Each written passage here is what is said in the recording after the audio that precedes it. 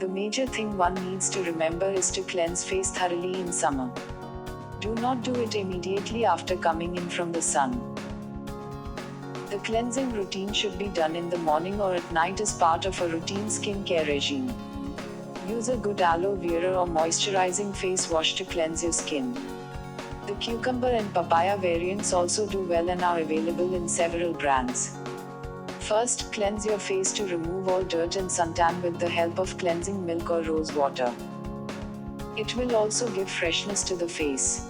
It is also important to use a good scrub every week to remove impurities and dust which pile up on the outer layer of the skin due to external factors like pollution. Apply the scrub in circular motions to the face. You can also prepare your own scrub at home with rice powder and curd in order to exfoliate the dead skin cells.